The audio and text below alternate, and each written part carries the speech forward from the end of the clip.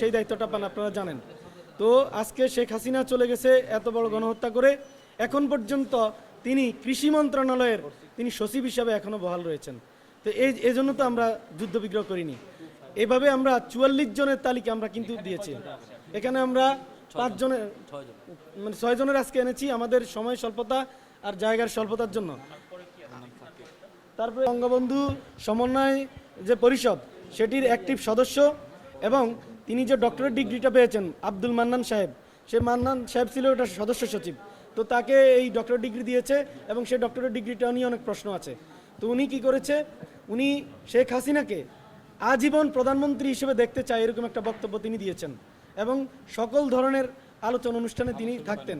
এবং এখানে যে শিক্ষা ভবন থেকে যে ধরনের প্রতিবাদী মিছিল হতো আন্দোলনের বিপক্ষে, ওগুলো তো তিনি নেপথ্যে কারিগর ছিলেন। তিনি এখন পর্যন্ত শিক্ষা মন্ত্রণালয়ের মাওসির ডিজি হিসাবে এখন পর্যন্ত বসে আছেন। আমরা আবরার স্যারকে অনেকবার তার বিরুদ্ধে আমরা করেছি। এর আগে আমরা যে সিদ্দিক জুবায়ের তার বিরুদ্ধে আমরা জুলাই মঞ্চের ফেডে স্পষ্ট করে আমরা মানে আপত্তি জানিয়েছি যে অবিলম্বে তাকে এখান থেকে সরাতে হবে, কিন্তু তিনি প্রতিশ্রুতি দিয়েও পরে তিনি রক্ষা করেননি। হ্যাঁ, পরবর্তীতে যখন ওই মাইলস্টোনের ঘটনাটা ঘটলো ওটার পরিপ্রেক্ষিতে সিদ্দিক জুবায়েরকে সরিয়েছেন, কিন্তু তিনি মানে মাইলস্টোনের যে সমস্যাটা ওইখানে কিন্তু তার নামটা আসে নাই, এই জন্য সে এখন পর্যন্ত বহাল। এখন আমাদের প্রশ্ন হচ্ছে একটা ঘটনা ঘটবে তারপরে কি ব্যবস্থা নেওয়া হবে, সে প্রশ্ন আমাদের। এই জন্য আমরা এগুলো তুলে ধরছি। ডক্টর আজাদ খান তিনি ডিজি মাধ্যমিক ও উচ্চ মাধ্যমিক মাওসির অধিদপ্তরের, এখন পর্যন্ত তিনি বহাল আছেন। কিভাবে বহাল আছেন এটা আমরা উপদেষ্টাদের কাছে জানতে চাই। পরবর্তীতে মানে মাহবুবুর রহমান সাহেব 35 কোটি টাকার একটা জায়জামেলার মধ্যে তিনি অভিযুক্ত, অর্থাৎ তিনিও কিন্তু মানে ম্যানেজ করে এখন পর্যন্ত বসে আছেন। কারণ কীভাবে কি ম্যানেজ হয় তা আমাদের চেয়ে আপনারা খুব ভালো করেই জানেন। এখন এই ধরনের বিষয়গুলো আমরা স্পষ্ট করে জানি যে যেভাবেই ম্যানেজ হোক না কেন, তারা যদি এইভাবে তারা বহাল থাকে, আপনারা দেখেন এই সচিবরা এই আমলাতন্ত্রই কিন্তু 14 সাল 18 সাল এবং 24 সালের ইলেকশনটা কিন্তু করে দিয়েছে, এরাই করে দিয়েছে। এখন বিপ্লবোত্তর এই যে ইলেকশনটা তো আর মনে করেন যে আমরা তো আর নির্বাচন কমিশনার হইতে পারবো না, পারবো? আমরা রিটার্নিং অফিসার হইতে পারবো না তো। অর্থাৎ যারা জুলাই যোদ্ধা তারা কিন্তু কিছুই হতে পারবে না, যারা এগুলো পরিচালনা করবে পুরোটাই আমলারা করবে। সেই আমলাগুলো কার? শেখ হাসিনার আমলা। তাইলে সেই ধরনের আমলারাই কি এই আমাদের আপকামিং যে ইলেকশনটা বিপ্লবোত্তর ইলেকশনটা তারাই কি করে দিবে, যারা 14, 24 এবং 18 ইলেকশনটা করে দিয়েছে? আমরা এই বিষয়গুলো স্পষ্ট করে তুলে ধরতে চাই। এবং 40 জন সবারই আনতাম, কিন্তু আসলে এটা অনেক জায়গার ব্যাপার এবং অনেক মানে কর্মযজ্ঞের ব্যাপার। সেজন্য আমরা শুরু করেছি, আমরা ক্রমান্বয়ে বাকি আরও যে 34-35 জন আছে তাদেরও আমরা এইভাবে উন্মোচন করব। এবং এক পর্যায়ে যদি সরকার যথাযথ ব্যবস্থা না নেয়, আমরা কিন্তু সচিবালয়ে ঘেরাও আমরা একবার করেছি 29 মে, আপনারা জানেন। আমরা সারা রাত কিন্তু এখানে ছিলাম, তার 5 জনের বিরুদ্ধে ব্যবস্থা নেওয়া হয়েছে। আমরা সারা রাত অবস্থান করছিলাম।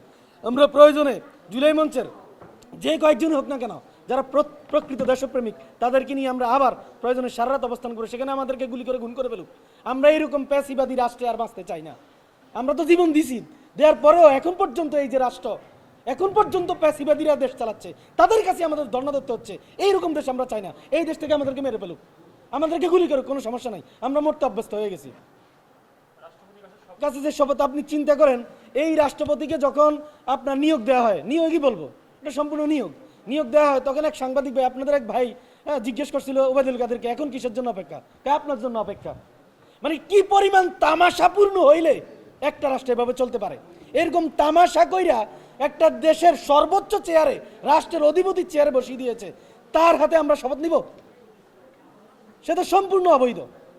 কারণ যেখানে সরকারই অবৈধ না, অনেকে বলে আপনি দেখবেন বিএনপি সহ বিভিন্ন রাজনৈতিক দল বলে, তাহলে সংবিধানের কি হবে? আর ভাই সংবিধানই যদি মানেন তাহলে শেখ হাসিনা তো এখনো প্রধানমন্ত্রী। পোলাপান কি সংবিধান মাইনে কি আন্দোলনে নেমেছে? তারা কি সংবিধান মেনে রাজপথে জীবন দিয়েছে? আমি প্রশ্ন করতে চাই যে কোন সংবিধানের বলে ছেলেদের উপর বুকে গুলি চালিয়ে খুন করা হয়েছে?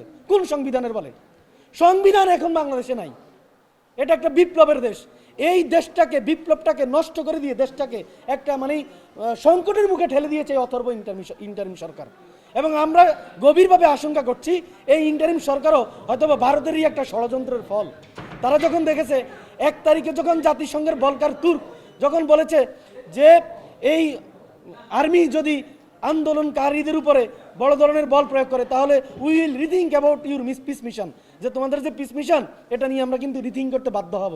এরই পরিপ্রেক্ষিতে যখন আর্মিদেরকে আর কন্ট্রোল করতে পারবে না, হ্যাঁ, তখনই কিন্তু মানে ওয়াকার সহ সবাই দেখলো যে শেখ হাসিনাকে তো আর রাখা যাচ্ছে না। তখনই তারা একটা প্ল্যান করলো যে কি করা যায়, তো শেখ হাসিনাকে সেফ এক্সিট দিবে এবং একই সাথে পুরো সরকারটা যেন তাদেরই দখলে থাকে, ওই ধরনের প্ল্যান তারা অবশ্যই করেছে বলে এখন আমরা প্রমাণ পাচ্ছি। এবং তারই পরিপ্রেক্ষিতে 8 তারিখের তারা একটা অথর্ব সরকার করলো, ইন্টারিম সরকার, এবং 1 বছরের ব্যবধানে তারা বিপ্লবটাকে সম্পূর্ণ খেয়ে দিয়েছে। এটা হচ্ছে আমাদের বক্তব্য।